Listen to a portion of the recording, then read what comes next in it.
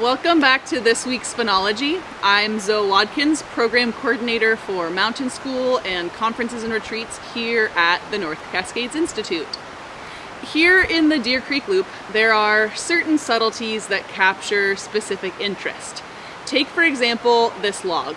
Laying here, it joins the others in this area that are similarly decomposing back into the earth. But there's something else about it that makes it unique. What stands out to you? Do you notice how it seems like its surface is twisting and spiraling upwards to the left? Why do you think that is? If we were to look in the direction of where this tree is spiraling into or away from, what's there? What force would inspire this type of change? Let's take a look at some other trees in this area to help put this puzzle together. These trees here. Witness how the foliage on one side seems disproportionate to the other, how the right side seems bare and the left side looks like it's leaning. What would have caused this tree to grow or adapt in this way? When we compare these two tree observations, both seem to be influenced by a strong force from the west, something that gets channeled through this really narrow, sharp valley like a funnel. Putting all these pieces together, what is influencing our trees is another of our summer phenological indicators here in the upper Skagit, the wind. Though it is hypothesized that asymmetrical trees, known as flag trees, or those with spiral grain, are due to its roots accessing nutrients and water on one side of the tree over the other. It's also commonly hypothesized that these trees grow in these ways to respond to stress. In this case, stress imposed by a constant force of strong wind.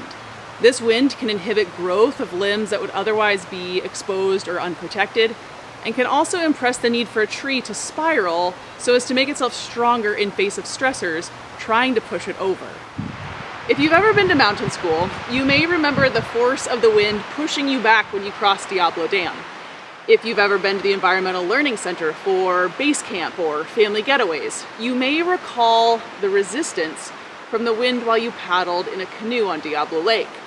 Or perhaps you recall the cool wind while you hiked along the Diablo Lake trail. Though we can have wind here year-round, summer at the Environmental Learning Center is known for its strong diurnal wind. Why? Why is our summer wind so constant and so strong? The answer may surprise you. It's actually due to temperature. More specifically, it's differences in temperature that arise between different areas. When the sun warms the air, it does so unevenly due to the way the sun hits different parts of the earth at different angles. And because of geographic differences like oceans, mountains, and semi-arid plateaus. And, as you would expect, the sun shifts these temperatures throughout all of our seasons. But our pockets of warm and cold air become all the more dramatic in summer. Off the coast, the Pacific Ocean is regularly 52 degrees. And if you look at where we're located in Washington, the average temperature in New Halem during August is 78 degrees. However, less than 100 miles to the east of us in Winthrop, it's often averaging 10 degrees hotter. Today, that temperature difference is expected to be closer to 20. When temperatures change, our atmospheric gases do interesting things. Similar to how you and I do when air gets cold, we gather really close together and huddle. They too get really close together. And when they're hot, they spread out. Colder air, bundled all tight together in this way, is heavier and it sinks. Hot air, on the other hand, moves faster and it rises. Have you ever noticed how steam rises upward off a cup of hot tea or a pot of boiling water? Since hot air rises, it leaves behind an empty pocket where gases are a little bit more spread out, or what is known as a low pressure zone. So how does all of this make wind? Well, when an area of low pressure is created, gases rush in from a high pressure area to a low pressure area to fill that space. When these gases move from one place to another, That rush of air is the wind we experience. And the bigger the difference between the pressures, the faster the air will move from one place to the other. If you're like me, you may be wondering why air would move at all.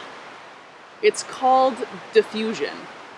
It's the secret of nature and something that occurs all around us all the time. That things always try to even themselves or balance themselves out.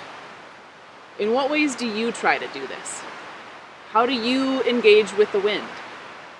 Next time you feel the wind blow, I hope this helps you to think about where it's going, what temperatures and pressures are causing it to do that, and what sense of balance is trying to be restored. Thank you for tuning into this week's Phenology.